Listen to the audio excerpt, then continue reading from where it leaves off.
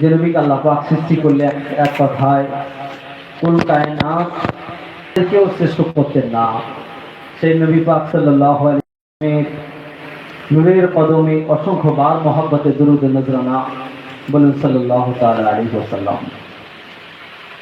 রোজা পার হয়েছে, এসেছে খুশির ঈদ। সেই ঈদকে উপলক্ষ করে আজকে খুশি মানানোর জন্য আজকে সালসা মাহে রমজান শরীফে রোজার আগে 11টা মাস আমরা কম বেশি সবাই গুনাহগার, কারোর গুনাহ বেশি, কারোর গুনাহ কম, কারোর নেক আমল নামায় আমল বেশি, নেকি বেশি, সওয়াব বেশি, কারোর নেকি আবার কম। আল্লাহ পাক 11 মাসের গুনাহ, 11 মাসের নেকি যে যেভাবে আল্লাহর কাছে চেয়ে নিতে পেরেছে, অনুনয় বিনয় করেছে, কাঁদাকাটা করেছে, মাহে রমজানকে রমজান শরীফের মতো সম্মানের সাথে আদায় করেছে, পালন করেছে, আল্লাহ পাক তাদের প্রত্যেকের জীবনের সমস্ত গুনাহগুলোকে মাফ করে দিয়েছেন। জেনে বলেন সুবহানাল্লাহ। যে যেভাবে নেক আমল করতে পেরেছে তার আমল নামায় নেকি দিয়ে আল্লাহ পাক ভরপুর করে দিয়েছেন। জেনে বলেন সুবহানাল্লাহ।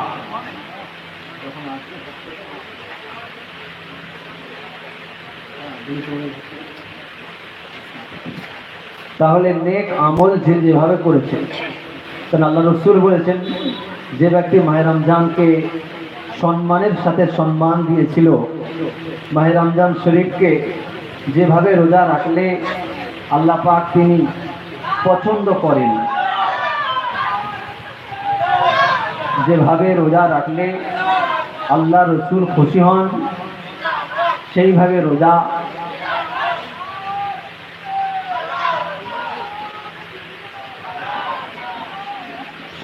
রোজাগুলো যে আমার বান্দা বান্দি যারা পালন করেছে, আল্লাহ রসুল বলেন আমার উম্মত উম্মতি যারা পালন করেছে, পালন করে ঈদগাহে গেছে ঈদের নামাজ আদায় করার জন্য, ঈদের নামাজ পড়ে বাড়িতে ঢোকার আগেই আল্লাহ পাক তাদেরকে নিষ্পাপ করে দিয়েছেন, বেগুনাহ করে দিয়েছেন। জোরে বলুন সুবহানাল্লাহ।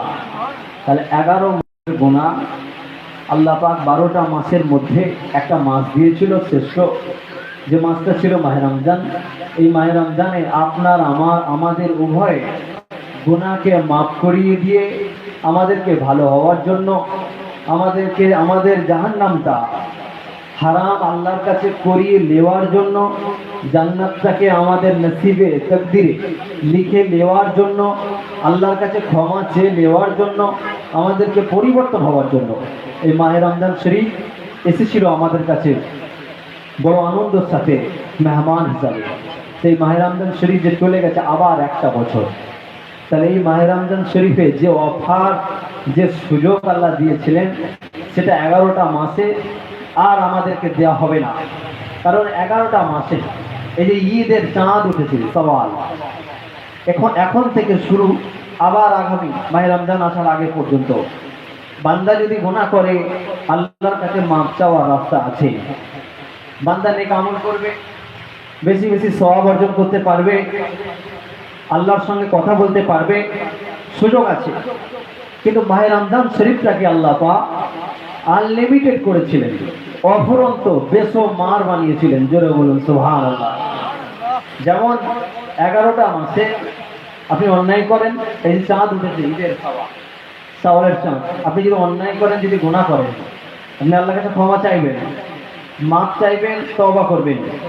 ক্ষমা হতেও পারে, মাফ হতেও পারে, আবার নাও পারে। আল্লাহ রসুল বলেছেন সারাদিনে 5 ওয়াক্ত নামাজের ফরজ নামাজের পরে সালাম ফিরাবার পর কয়েকবার আমি নবী আমার উপরে দুরূদ শরীফ পড়ো, আল্লাহর কয়েকবার তাসবিহ পাঠ করে আল্লাহর কাছে মাফি চাও, আল্লাহ তোমাদের দোয়া কবুল করবেন, তোমাদের ক্ষমা করবেন। যেটা বলুন সুবহানাল্লাহ। কিন্তু এটা একটা নির্দিষ্ট সময়, যে ফরজ নামাজ 5 ওয়াক্ত ফরজ নামাজের পর নির্দিষ্ট সময় বেঁধে দেওয়া হয়েছে, যে এই সময়ে দোয়া কবুল হবে, এই সময়ে ক্ষমা চাইলে ক্ষমা হবে। রাতের শেষ ভাগে অর্থাৎ তাহাজ্জুদের সময়, যে সময় আল্লাহ তাআলা মিনাস সামা আদ দুনিয়া, প্রথম আসমানে তিনি নেমে আসেন, বান্দা বান্দির অভাবের নাম ধরে ডাকেন, বান্দা বান্দিকে ক্ষমা করার জন্য প্রথম আসমানে নেমে আসেন, ওই সময় যদি তোমরা আল্লাহকে বলো আল্লাহ ক্ষমা করবে, আল্লাহর কাছে ঋণ থেকে মুক্তি চাও, ঋণ থেকে মুক্তি দেবে, রোগ বেমারে যদি ভোগো, রোগ বেমার থেকে শেফা চাও, আল্লাহ শেফা করবে। তাহলে নির্দিষ্ট সময়, যেটা রাতের শেষ ভাগে আল্লাহ নেমে আসে প্রথম আসমান, এটা 365 দিনে আল্লাহ নেমে আসেন, যেটা বলুন সুবহানাল্লাহ।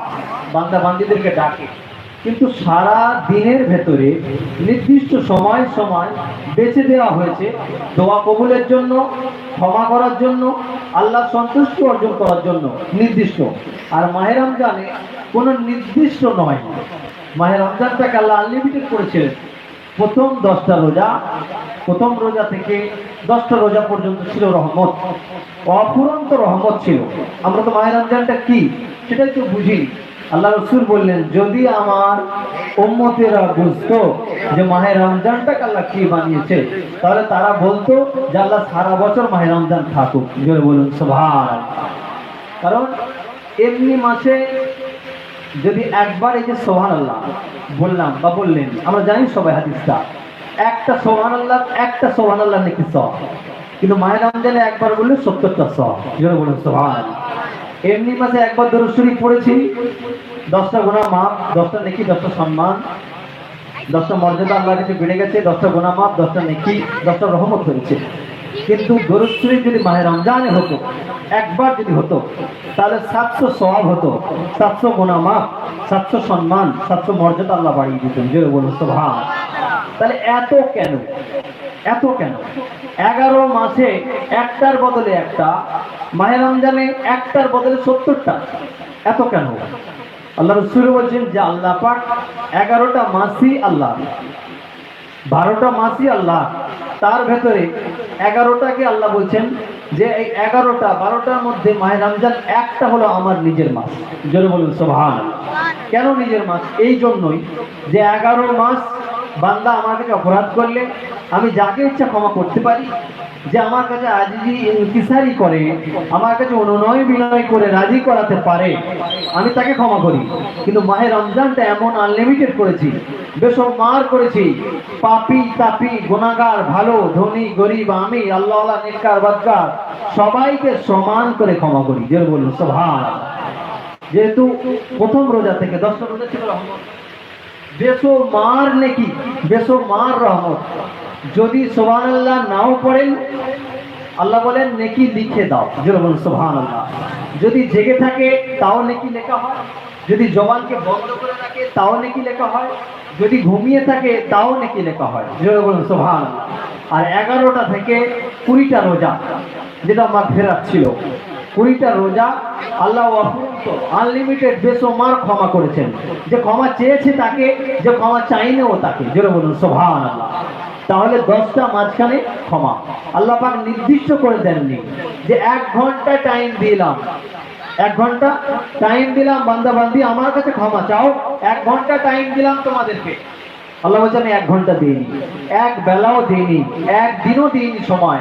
যদি 1 দিন দিতাম তাহলে তোমরা সংসার, ব্যবসা বাণিজ্য, দুনিয়াদারিতে সময়টা পার করে দিয়ে আমার কাছে ক্ষমা চাওয়ার মতো সময় তোমাদের থাকতো না। কিন্তু সেই জন্য আমি আল্লাহ 1 দিন নয় 10 দিন ক্ষমার সময় দিয়েছিলাম। মাগফিরাত 11টা রোজা থেকে 20টা রোজা, 10 দিন সময় দিলাম।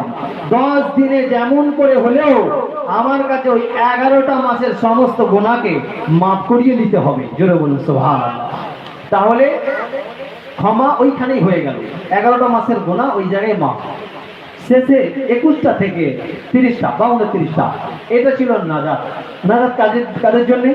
যাদের উদ্দেশ্য করে আজকে সাবরেসান সওয়াব হবে, আমাদের আত্মীয় স্বজন, মা বাবা, খানদান, বংশধর, যাদের জন্য আজকে এ জায়গায় বসেছে আমি বা আপনারা, বা মাটিতে পা তুলে তুলে হাঁটতে পারছি, আমার পিছনে আমার বাপ দাদু পদ্দাদু পিছনে পিছনে যত যত যত পিছনে যারা চলে গেছে তাদের জন্য বসেছি এখানে, সাবরেসানি চাওয়া হবে, দোয়া নাকি পাঠানো হবে। তাহলে নাজাত শুধু তাদের জন্য নয়, 21টা রোজা থেকে 29টা বা 21টা রোজা থেকে 30টা, এই নাজাতটা আল্লাহ বলছে যারা চলে গেছে তোমাদেরকে ছেড়ে, দুনিয়া ছেড়ে, কবরে, রব্বানা ফির লানা ওয়ালিইখওয়ানিনাল্লাযিনা সাবাকুনা বিল ঈমান, আমার কাছে দোয়া চাও আমার আল্লাহ, যারা ওই সমস্ত আমার ভাইরা যারা ঈমান নিয়ে কবরে চলে গেছে ওদেরকে আপনি ক্ষমা করে দেন। জোরে বলুন সুবহানাল্লাহ। তাহলে ঈমান নিয়ে যারা গেছে ওদেরকে ক্ষমা করে দেন, এই বলে আমার কাছে ক্ষমা চাও, ওদের মাগফিরাত, ওদের কবরের নাজাতের জন্য আমার কাছে ক্ষমা চাও। আর কবরবাসীরা যারা মাহে রমজানে ইন্তেকাল করে, হোক না পাপী হোক না তাপী হোক না ভালো মানুষ, সে যে যাই হোক না কেন গুনাহগার হলেও তার কবরে আযাব হবে না। জোরে বলুন সুবহানাল্লাহ। ঈদ পর্যন্ত সওয়ালের চাঁদ উঠবে, তারপরে কবরে আযাব শুরু হবে। সে যেমন ধরনের মানুষ, সে যদি নেককার হয় সেরকম আচরণ করা হবে, যদি গুনাহগার হয় সেরকম হবে। অন্তত মাহে রমজানে ইন্তেকাল করেছে তার কবরে আযাবটা বন্ধ থাকবে ঈদ পর্যন্ত। আর যারা এমনিতেই কবরবাসী হয়েছিল তাদের জন্য 11 মাস যদি গুনাহ থাকার জন্য কবরে শাস্তি হয়ে থাকে, মাহে রমজানের চাঁদ ওঠা থেকে নিয়ে ঈদ পর্যন্ত কবরে আযাবকে আল্লাহ টোটাল বন্ধ করে দেন। 7টা জাহান্নামের দরজাকে অফ করে দেন। জোরে বলুন সুবহানাল্লাহ। 8টা জান্নাতের দরজাকে খুলে দেওয়া হয়, 8টা জান্নাতের হাওয়া বাতাস তাদের কবরে প্রবেশ হতে থাকে। জোরে বলুন সুবহানাল্লাহ। তাহলে মাইয়িতরা কাঁদতে থাকে, যখন মাহে রমজানের চাঁদ উঠে যায় তারা হাসতে থাকে, যখন আবার ঈদের চাঁদ ওঠে তারা কাঁদতে থাকে যে হয়তো আমাদের এবার আযাব শুরু হবে। তাহলে যারা কবরবাসী আল্লাহ বলছে ওদের জন্য তোমরা নাজাত চাও। এই 10টা 21 থেকে 29 বা 30 এই 10 দিন ওদের জন্য মাগফিরাত, ওদের জন্য নাজাত এবং তোমাদের জন্য। তোমরা যারা দুনিয়ায় আছো তোমরা যেন জান্নাতি হতে পারো। তোমাদেরকে গুনাহ তো মাফ হয়েই গেছে 11টা থেকে 20টা, প্রথমে 10টা তো রহমত তো হয়েই গেছে, মানে নেক আমল নামায় নেকি তো ভরপুর আল্লাহ করে দিয়েছে যে যেভাবে নিয়েছে। তারপরে 10টা থেকে 11টা থেকে 21টা পর্যন্ত 20টা আল্লাহ ক্ষমা করে দিয়েছে। এবার 21টা থেকে 29টা পর্যন্ত যে যার নাজাত চাও আমার কাছে, যেন তোমাদের জাহান্নামটা আমার কাছ থেকে যেন তোমরা হারাম করিয়ে নিতে পারো এবং জান্নাতটা যেন তোমরা লিখে নিতে পারো। জোরে বলুন সুবহানাল্লাহ। তাহলে মাহে রমজানে আমাদের সবকিছু বাঁধা হয়ে গেল।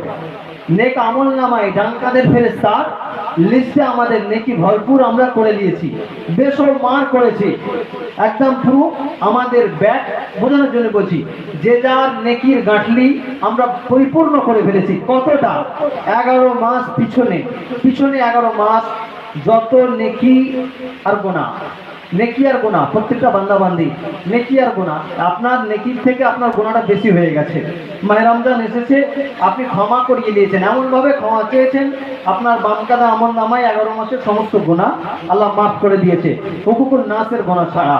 আর ডান কাঁধে রহমতের ফেরেশতা যে নেক আমল লিখেছে, আপনার গুনাহ থেকে নেকিটা 11 মাসে কম ছিল, গুনাহ থেকে নেকিটা 11 মাসে কম ছিল, কিন্তু মাহে রমজান আপনি এমন ভাবে নেক আমল করেছেন ওই 11 মাসে যা নেকি কম ছিল সেটা তো ডবল হয়েছেই হয়েছে। এমনকি আবার ঈদের পর থেকে নিয়ে আবার আগামী মাহে রমজান পর্যন্ত আপনি আরো বেশি করে 11 মাসের জন্য নেক আমল নামা ভরিয়ে নিয়েছেন। জোরে বলুন সুবহানাল্লাহ। এই জন্য মাহে রমজান দেওয়া হয়েছিল। এবার আমরা কে কতটা ওই নেকিকে জমা করতে পেরেছি? 11 মাসে আমাদের কার কতটা কম ছিল সেটা শূন্যস্থান পূরণ করেছি। আবার ঈদ থেকে নিয়ে আবার আগামী মাহে রমজান পর্যন্ত আমরা কে কতটা ওই আগাম মানে অ্যাডভান্স আগে থেকে কি কতটা নেকি অর্জন করতে পেরেছি। এই জন্য মাহে রমজান আল্লাহ দিয়েছিল। শুধু তাই নয়, তারই ভেতরে একটা রাতকে দিয়েছিল যেটা লাইলাতুল কদর, যেটা লাইলাতুল কদরের রাত। লাইলাতুল কদরের রাতটা নির্দিষ্টভাবে বলা নেই, তবে মুফাসসিরিন কিরাম সাহাবায়ে কিরাম মুফাসসিরিন কিরাম সাহাবারা বলেছিলেন 27 রাতকে। তবে আল্লাহ রাসূল বলেছেন লাইলাতুল কদরকে তোমরা খোঁজো, তালাশ করো। জোরে বলুন সুবহানাল্লাহ। তালাশ করো। কখন তালাশ করবে? 21টা রোজার রাতে, 23টা রোজার রাতে, 25টা রোজার রাতে, 27টা রোজার রাতে, 29টা রোজার রাতে, 5টা রোজার রাতে লাইলাতুল কদরকে তোমরা খুঁজতে থাকো। খুঁজলে কি হবে? কি লাভ? ইন্না আনজালনাহু ফি লাইলাতুল কদর ওয়া মা আদরাকা মা লাইলাতুল কদর। এই রাতকে আল্লাহ বলছে আমি মহামান্বিত রাত করেছি, এতটাই সম্মান ওলা করেছি। লাইলাতুল কদরি খায়রুম মিন আলফি সাহার। 1000 মাস রাত জেগে ইবাদত করলে, একদিন দুদিন নয়, এক সপ্তাহ দু সপ্তাহ নয়, এক বছর দু বছর নয়, 1000 মাস রাত জেগে ইবাদত করলে যা নেকি অর্জন করা যায়, লাইলাতুল কদরের রাতটায় যদি ইবাদত করা যায় তো 1000 মাস রাতের নেকি সওয়াব নামায় আমলে তোমাদের দিয়ে দেবো। জোরে বলুন সুবহানাল্লাহ। শুধু তাই নয়, আল্লাহ এখানে শেষ করেননি, তারপরে কি বলেছেন? তানাজ্জালুল মালাইকাতু ওয়ার রূহ ফিহা বিইজনি রাব্বিহিম মিন কুল্লি আমর। সমস্ত কোটি কোটি অগণিত ফেরেশতা, অগণিত ফেরেশতাদের রূহকে আমি আল্লাহর পক্ষ থেকে সালাম। তানাজ্জালুল মালাইকাতু ওয়ার রূহ ফিহা বিইজনি রাব্বিহিম মিন কুল্লি আমর সালামুন হিয়া হাত্তা মাতলাইল ফাজর। আমি আল্লাহ এই রাতে তাম পৃথিবীর জমিনে অগণিত রহমতের ফেরেশতা তাদের রূহগুলো নেমে যায়, আসমান থেকে নেমে আসে, আমার পক্ষ থেকে সালাম নিয়ে যায় তাদের কাছে যারা ওই কদরের রাত্রে আমার কাছে জিকির করছে, দরুদ শরীফ পড়ছে, কাঁদছে, তওবা করছে, ক্ষমা চাইছে, কোরআন তেলাওয়াত করছে, দোয়া চাইছে। ওই রাতে যারা ইবাদত করছে ওদের কাছে গিয়ে আমি আল্লাহর পক্ষ থেকে সালাম দেয়। কতক্ষণ? ফজর পর্যন্ত, হাত্তা মাতলাইল ফজর, ফজর পর্যন্ত আমার পক্ষ থেকে সালাম নিয়ে যে তাদেরকে দেয়। জোরে বলুন সুবহানাল্লাহ। আসসালামু আলাইকুম ওয়া রাহমাতুল্লাহি ওয়া বারাকাতুহু। এই যে সালাম, সালামটা যে দেওয়া হলো, এটা আমরা বান্দা, অর্থাৎ আমরা সৃষ্টি, আল্লাহ সৃষ্টি আমরা সবাই। তাহলে একজন বান্দা হয়ে অপর বান্দাকে যদি বলে আসসালামু আলাইকুম ওয়া রাহমাতুল্লাহি ওয়া বারাকাতুহু, যা আল্লাহর দয়া, আল্লাহর শান্তি, আল্লাহর রহমত আপনার উপরে কি হোক, বর্ষিত হোক, বর্ষণ হোক। আচ্ছা, আপনিও ঘুরিয়ে বললেন ওয়া আলাইকুম আসসালাম ওয়া রাহমাতুল্লাহি ওয়া বারাকাতুহু, আপনার উপরেও আল্লাহর দয়া, রহমত, শান্তি বর্ষণ হোক। তাহলে এটা কি? এটা কি বদদোয়া করা হলো না দোয়া? এটা তো দোয়া। তাহলে এই যে দোয়া আপনি করলেন বা আমি করলাম বা আপনি আমাকে ঘুরিয়ে দিলেন, এই দোয়াটা আপনার আমার জন্য বা আমার আপনার জন্য কবুল হতেও পারে, নাও পারে, হতেও পারে, নাও পারে। কিন্তু আল্লাহ যদি ফেরেশতাদেরকে দিয়ে আপনাকে সালাম পাঠায় তাহলে সেটা কবুল হবে না? হবে না। কারণ আবার কে কবুল করবে? আল্লাহ যদি সালাম দেয়, যিনি কবুলের মালিক তিনি সালাম দিচ্ছেন। জোরে বলুন সুবহানাল্লাহ। তাহলে আল্লাহ কি বলছেন? যে রাতটাকে, এই মাসটাকে এমন করেছি পরিপূর্ণ রহমত, নেকি, বরকত সবকিছু দিয়ে পরিপূর্ণ করে দিয়েছি। শাহরা রমাদান আল্লাযী উনজিলা ফীহিল কোরআন, যে আমি এই রাত্রে কোরআনকে অবতীর্ণ করেছি শুধু তোমরা হেদায়েত হবে বলে, তোমরা পরিবর্তন হবে, তোমরা হেদায়েত হবে। তাহলে যারা আমরা এই রাতটাকে পেয়েছিলাম, চলে গেছে এই রাতটা, শুধু 27টা রোজার রাত নির্দিষ্ট নয়। আমরা তো শুধু 27টা রোজাকে নির্দিষ্ট করে লাইলাতুল কদর হিসাবে মানাই, এমন নয়। 21টা, 23টা, 25টা, 27টা, 29টা। তাহলে এই বেজর রাতগুলোর মধ্যে যে কোনো না যে কোনো একদিন তো কদর পড়বেই, যে কোনো না যে কোনো একদিন তো কদর পড়বেই। বা যারা এই রাতগুলো করেছে তারা কদরটা পেয়েছে, অর্থাৎ 1000 মাসের নেকিটা আল্লাহ তার নামায় আমলে ভরিয়ে দিয়েছে। জোরে বলুন সুবহানাল্লাহ। এবার বলুন যে আমরা কি 1000 বা 1000 মাস বাঁচবো? 60 বছর, 40 বছর, 50 বছর, 100 বছর? তাহলে এত নেকি, এত নেকি, এত নেক আমল আল্লাহ আমাদের ভরপুর করে দিয়েছে। তাহলে যারা যেভাবে মাহে রমজানে নেকি অর্জন করতে পেরেছে, ক্ষমা করিয়ে নিয়েছে, যেভাবে আল্লাহর কাছে নাজাত চেয়ে নিয়েছে, তাহলে যে যেভাবে পেরেছে করেছে, যার যতটুকুনি জানা, যার যতটুকু অজানা। কিন্তু এবার যে ঈদের চাঁদ উঠেছে, ঈদের খুশিতে আজকে মজলিস হচ্ছে, ঈদের খুশিতে আজকে ইসালে সাবে সামি। কিন্তু আপনাকে এবার আল্লাহ বলছে ইয়া আইয়ুহাল্লাযীনা আমানু কুতিবা আলাইকুমুস সিয়াম কামা কুতিবা আলাল লাযীনা মিন ক্বাবলিকুম লাআল্লাকুম তাত্তাকুন। যে তোমাদের ওপরে যারা আমার উপরে ঈমান এনেছো, তোমাদের ওপরে আমি আল্লাহ শুধু এমনি এমনি রোজাকে ফরজ করে দিইনি। তোমাদের পিছনে যারা এসেছিল, চলে গেছে কবরে, তাদের উপরে রোজা ফরজ করেছিলাম, তোমাদের উপরে রোজা ফরজ করলাম। শর্ত শুধু একটা, তোমরা মুত্তাকি হয়ে যাবে বলে। জোরে বলুন সুবহানাল্লাহ। মুত্তাকি হবে, মুত্তাকি মানে তোমরা আমাকে ভয় করে পরিবর্তন হবে। 11 মাসে যে অন্যায়টা করেছো সেটা তোমরা রোজার মাসে ছেড়ে দেবে, সেটা তোমরা তওবা করবে, আমার কাছে আর করবে না, আর কথা দেবে।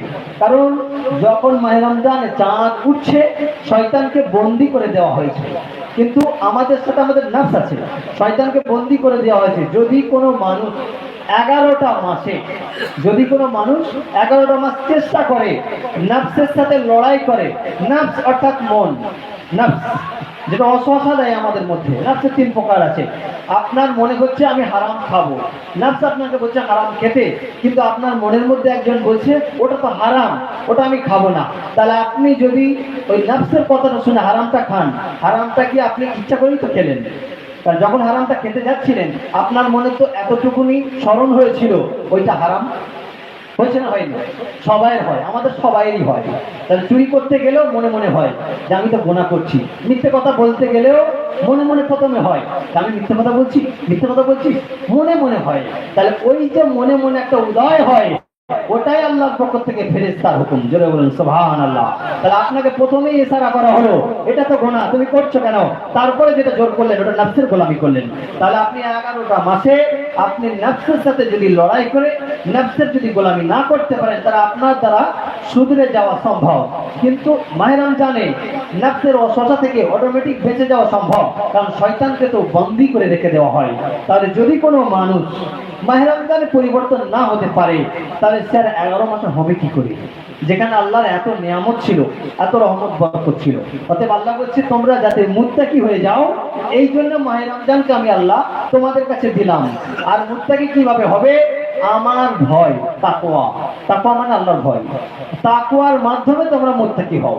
তাকওয়া কেমন? আল্লাহর ভয় করে যে কোনো কাজ করা।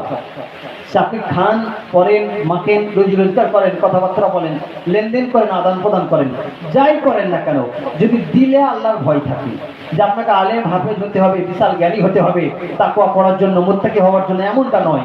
সে আম হোক, সাধারণ হোক, সে অশিক্ষিত হোক, জ্ঞানী হোক, সে যেই হোক, আলেম হোক চাই নাই হোক, আপনার অন্তরে যদি আল্লাহর ভয় থাকে, আল্লাহর ভয় থাকা মানে আপনাকে শয়তান ওয়াসওয়াসা দিতে পারবে না, নফস আপনাকে কাবু করতে পারবে না।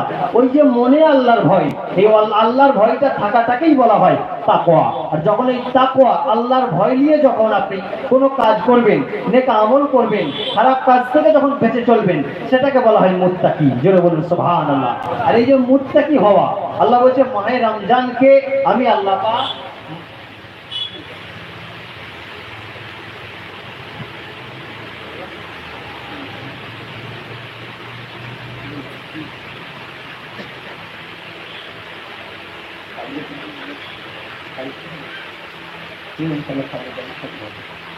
তাহলে এটা হলো তাকওয়া। তাকওয়া যে আল্লাহর ভয় অন্তরেতে দিয়ে, অন্তরে আল্লাহর ভয় নিয়ে যদি আপনি হালাল হারামটা বেছে বুঝে চলেন, এটাকেই বলা হয় মুত্তাকি। আল্লাহ বলছে হুদাল্লিল মুত্তাকিন আল্লাযীনা আলিফ লাম মিম যালিকাল কিতাবু লা রাইবা ফি হুদাল লিল মুত্তাকিন। হুদাল লিল মুত্তাকিনদের জন্য, যারা মুত্তাকি হয়েছে তাদের জন্য কোরআন হেদায়েতের রাস্তা দেখায়। যারা মুত্তাকি হয়েছে তাদের জন্য আমি আল্লাহর জান্নাতের দরজা সব খোলা আছে। জোরে বলুন সুবহানাল্লাহ। তাহলে এটাকেই মুত্তাকি বলা হয়। তাহলে আল্লাহ বলছে মুত্তাকি যে তোমরা হবে, মুত্তাকিটা কি জিনিস? বান্দা আর জাহান্নাম। বান্দা আর জাহান্নাম, বান্দা আর জাহান্নামের মাঝখানে একটা দেওয়াল তৈরি করতে হবে আপনাকে, আমাকে, উভয়কে, আমাদের সকলকে। দেওয়ালটা কিসের হবে? মুত্তাকির দেওয়াল, অর্থাৎ হালাল হারামের দেওয়াল। আল্লাহকে ভয় করে আল্লাহর আদেশ নিষেধটা মেনে চলার দেওয়াল।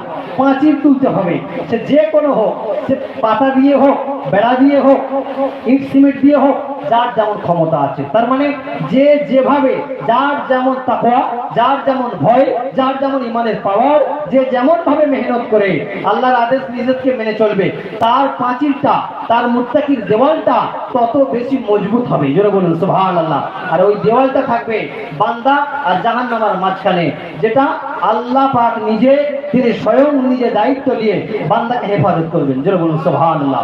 আল্লাহ পাক নিজে বলেছেন যে ব্যক্তি ইন্না রাহমাতাল্লাহি করিবুম মিনাল মুহসিনিন। সংক্ষিপ্ত খুব সময় তো, সেজন্য দুই চার কথা বলছি। ইন্না রাহমাতাল্লাহি করিবুম মিনাল মুহসিনিন, যে ব্যক্তি নিজে ঈমান নিয়ে আমাকে ভয় করে পদে পদে চলে, আমাকে ভয় করে নিজের অন্তরে আমার ভয় রেখে হালাল হারাম বেঁচে বেঁচে চলে, আমার আদেশ নিষেধ বেঁচে বেঁচে চলে, আমাকে রাজি সন্তুষ্টি করবে, সে কিভাবে করাবে, রসুলকে কিভাবে খুশি করাবে, রসুল কিসে খুশি, আমি কিসে খুশি, এই টার্গেট করে করে যে ব্যক্তি চলে, হোক সে ধনী, হোক সে গরিব, হোক সে মূর্খ, হোক সে জ্ঞানী, হোক সে আলেম, হোক সে সাধারণ মানুষ, আম মানুষ, যেই হোক, কারণ আমি আল্লাহ পাক তার মওতের সময় ইন্না রাহমাতাল্লাহি করিবুম মিনাল মুহসিনিন, আমি নিজে আল্লাহ তার দায়িত্ব নিয়ে ঈমানের সাথে মত নসিব করাবো। জোরে বলুন সুবহানাল্লাহ। তাহলে আল্লাহর ভয় নিয়ে আমরা যেভাবে মাহে রমজানে নেকি অর্জন করেছি, আমাদের প্রত্যেকের পুকুর বোঝানোর জন্য বলছি, আমাদের প্রত্যেকের পুকুরে আল্লাহ মাছও দিয়েছে, পানিও দিয়েছে, ভরপুর করে দিয়েছে। এবার আপনার দায়িত্ব ওই পুকুরের মাছ ও পানিটাকে আটকানোর জন্য বাঁধটাকে তৈরি করা। তার মানে হলো যে মাহে রমজানে যা যতটুকু আল্লাহ গুনাহ ছিল, যে যেভাবে চেয়েছি আল্লাহ মাফ করেছে, যে যেভাবে চেয়েছি নেকি অর্জন করেছি, যে যেভাবে চেয়েছি কদরের রাতে কেঁদেছি, নেক আমল করেছি, 11 মাসের গুনাহ আল্লাহ যা যতটুকু পেয়েছে ক্ষমা করে দিয়েছে। কিন্তু এই ঈদের পর থেকে সওয়ালের চাঁদ উঠেছে, শয়তানকে ছেড়ে দেওয়া হয়েছে। শয়তান এবার আপনাকে ধোঁকা দেবে, আপনাকে এবার ওয়াসওয়াসা দেবে। এই ওয়াসওয়াসার মধ্যে না পড়ে, অর্থাৎ যে আপনি জবানটাকে বন্ধ করতে হবে আপনাকে। আল্লাহ রাসূল বলেছেন যে মাহে রমজান শরীফে যে ব্যক্তি মাহে রমজান পেল, গীবত করা ছাড়লো না, যে ব্যক্তি মাহে রমজান পেল গীবত করা ছাড়লো না, পরের সমালোচনা করা ছাড়লো না, মিথ্যে কথা বলা ছাড়লো না, কিয়ামতের দিন তার রোজা নিয়ে আমি আল্লাহ ছুঁড়ে তার মুখে মারবো। যেটা বলুন নাউজুবিল্লাহ। তাহলে আল্লাহ কেন বলেছেন? আল্লাহ কত ভালোবাসে বান্দাকে, এই জন্য আল্লাহ বলেছেন যে রোজাটা এত নিয়ামত, এত পরিপূর্ণ, এত দয়া করে বান্দার জীবনের সমস্ত গুনাহ মাফ করে দিলাম, সুযোগ দিলাম, ক্ষমা করে দিলাম, নাজাত দিলাম, নেকি দিয়ে ভরপুর করে দিলাম, 1000 রাত মাসের অপেক্ষার উত্তমের নেকি আমলের কদরের রাত দিলাম, সব তোকে দিলাম, দিয়ে তোর নেকি আমলে ভরিয়ে দিলাম, তোকে ক্ষমা করে দিলাম, রহমত করলাম। তারপরে তুই এমন কাজ করবি না যে কাজটা করলে তোর ওই নেকিগুলো বেরিয়ে যাবে, পুকুরের বাঁধটা ভেঙে মাছগুলো চলে যাবে। আমি আল্লাহ এটা পছন্দ করি না। সেই জন্য আল্লাহ বলছে, আল্লাহ রাসূল বলছেন, যে ব্যক্তি মাহে রমজান পেল, আল্লাহকে তওবা করলো না, গীবত, পরনিন্দা, পরচর্চা আর মিথ্যা কথা, এটা সে আবার ঈদের পর থেকে শুরু করলো, তাহলে কিয়ামতের দিন যার নামে গীবত করা হচ্ছে, মনে করেন আপনি মাহে রমজানে অনেক নেকি অর্জন করেছেন, অনেক সওয়াব অর্জন করেছেন, ঈদের পর থেকে আপনি আবার সমালোচনা করছেন, পরের নিন্দা করছেন, গীবত করছেন, তাহলে এর জন্য কিয়ামতের দিন যখন আপনি উঠলেন, যার গীবত করেছেন, যার সমালোচনা করেছেন, আপনাকে তো তার কাছে ক্ষমা চাইতে হবে, নাহলে কাবা শরীফের গেলাপ ছুঁইলেও হবে না, হাজার রাস্তায় চুমু দিলেও হবে না, আর লাইলাতুল কদরের রাতে কাঁদলেও হবে না। আল্লাহ রাসূল বলেছেন, হুকুকুল্লাহ হুকুকুন নাস, আল্লাহর হক যেটা, সেইগুলো যদি তোমরা নামাজ কাজা আল্লাহর হক, রোজা কাজা আল্লাহর হক, এইগুলো যত ইচ্ছা কাজা করো, আল্লাহ সময় দিয়েছে মৃত্যুর আগে পর্যন্ত তওবা করলে ক্ষমা করে দেব। জোরে বলুন সুবহানাল্লাহ। কিন্তু হুকুকুন নাসের গুনাহ যদি করো, বান্দার কাছে যদি কোনো গুনাহ করে থাকো, তার কাছে তুমি ক্ষমা চাও, যদি সে না ক্ষমা করে আমি আল্লাহ ক্ষমা করব না। আল্লাহ রাসূলের সাহাবা এই কথাটা শুনে আল্লাহ নবী সাহাবারা বলছেন, ইয়া রাসূলুল্লাহ, এমন হয়তো মানুষ যার সমালোচনা করেছি, যার গীবত করেছি, তার কাছে হয়তো ক্ষমা চাওয়ার মতো সুযোগ হলো না, সে তো কবরে চলে গেছে, এবার কি করব?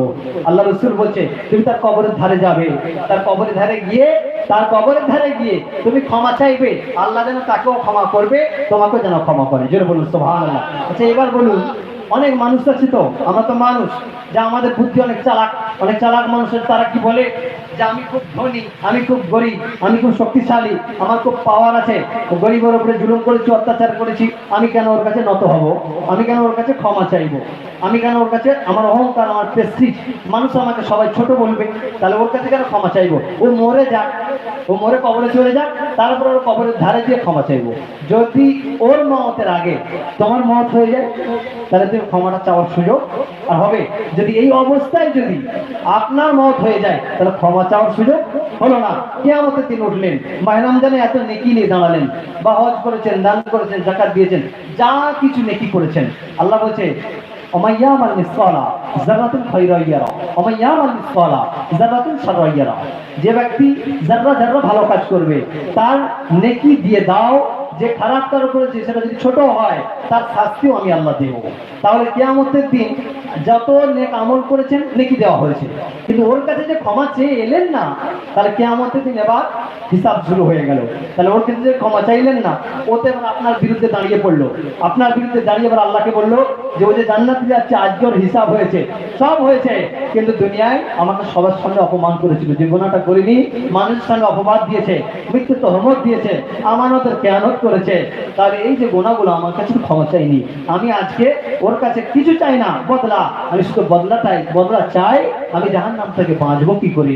আল্লাহ বলছে তাহলে আজকে কিয়ামতের দিন জাহান্নাম থেকে বাঁচার একটাই রাস্তা, সেটা হচ্ছে নেকি আর নেকি। ওর কাছ থেকে নেকিকে ডেকে দিয়ে দাও, এর গুনাহটা ওকে দিয়ে দাও, তাহলে এইভাবে কিয়ামতের দিন আপনার নেকিগুলো বেরিয়ে গেল। তাহলে এই জন্য আল্লাহ রাসূল বলছে, যে ব্যক্তি মাহে রমজান পেল, 11 মাসে যা গীবত গিল্লা পরনিন্দা পরচর্চা করেছে তো করেছে, আবার মাহে রমজান পেল, মাহে রমজান পাওয়ার পরে যে ব্যক্তি গীবত গিল্লা পরনিন্দা ছাড়তে পারলো না, ঈদের পর থেকে সেই আবার, তাহলে কিয়ামতের দিন আল্লাহ তার রোজাকে ছুঁড়ে তার মুখে মারবে। তাহলে আল্লাহ কত দয়ালু, আল্লাহ চান না যে বান্দা বান্দীদের যে যা নেকি অর্জন করেছে তাদের নেকিটা অন্যজনের কাছে চলে যাক, তোমার নেকি তোমার কাছেই থাক। তাহলে এই জন্য আল্লাহ পাক আমাদের উপরে দয়া করে রহমত করে পছন্দ করেছেন। মাহে রমজান পার হয়েছে, আমরা অনেকে মানে এমন হয়ে আছে, এক একজনের যারা আল্লাহর কাছে প্রিয় হয়ে বসে আছে, এমন হয়ে আছে তাদের সিনাটা পুরো আয়নার মতো জল করছে, গোনা ধুয়ে মুছে সাফ ফ্রেশ হয়ে গেছে, জোরে বলুন সুবহানাল্লাহ।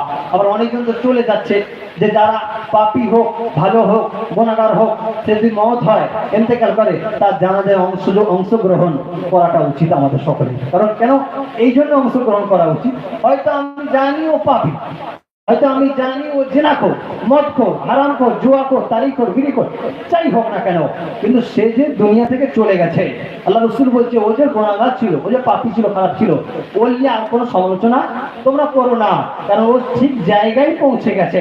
এবার ওর ওখানে শুরু হয়ে যাবে, ও ভালো মন্দের বিচার ওইখানে শুরু হবে, তোমরা আর ওর বিরুদ্ধে কিছু বলো না। নবী মুসা আলাইহিস সালামের জামানায় একজন মানুষ ইন্তেকাল করেছে, সে পাপী গুনাহগার, কেউ আগাচ্ছে না, তার জানাজাও পড়বে না, গোসলও দেবে না, কাফন দাফনও করবে না, লাশটা পড়ে আছে মাইয়াত, তার স্ত্রী খুব কাঁদছে। আল্লাহ পাক মুসা আলাইহিস সালামকে বলছে যে নবী মুসা, যে তুমি তো আমার কাছে যখন ইচ্ছে তখন, যখনই মন চাও তখন তুর পাহাড়ে উঠে কথা বলার শখ লাগলেই কথা বলো, জোরে বলুন সুবহানাল্লাহ। তাহলে তোমার নবীর নবুয়ত আমি আল্লাহ কেড়ে নেব। অমুক জায়গায় অমুক গ্রামে একজন ইন্তেকাল করেছে, সে গোনা করতো প্রকাশ্যে, গোনা করতো প্রকাশ্যে, সে গোনা প্রকাশ্যে করতো বলে কোনো মানুষ তার জানাজাও পড়বে না, কাফনও দেবে না, দাফনও করবে না, গোসলও দেবে না, তার লাশটা ওইভাবে বেইজ্জত হবে পড়ে আছে, তুমি যাও, তুমি গিয়ে তার লাশটাকে গোসল দেবে, কাফন পরাবে, জানাজা পড়ে দাফন করবে, জোরে বলুন সুবহানাল্লাহ। কেন? যে আমি আল্লাহ তাকে এতটাই পছন্দ করি, সে যখন আমার নবীর নামটা মুহাম্মদ পেয়েছিল, চুমা দিয়েছিল চোখে, জোরে বলুন সুবহানাল্লাহ। ওইটা পছন্দ করে দিয়ে আমি আল্লাহ তার জীবনের সমস্ত গুনাহ মাফ করে দিয়েছি, জোরে বলুন সুবহানাল্লাহ। তাহলে কি দুনিয়ার মানুষ কি দেখলো? দুনিয়ার মানুষ দেখলো যে একজন পাপী, সে একজন গুনাহগার, জেনাকার, বদকার, যত বদমাইশ।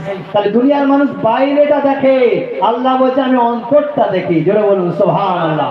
তাহলে আমি খারাপ, আপনি খারাপ, সবাই বলছে তো তাই, তাই সবাই বলছে খারাপ, ও খারাপই খারাপই খারাপ, কিন্তু যে যাকে খারাপ বলা হচ্ছে সে যদি গোপনে গোপনে আল্লাহর কাছে তওবা করে ভালো হয়ে আল্লাহকে যদি রাজি করিয়ে নেয়, তাহলে তো আর সে খারাপ নয়।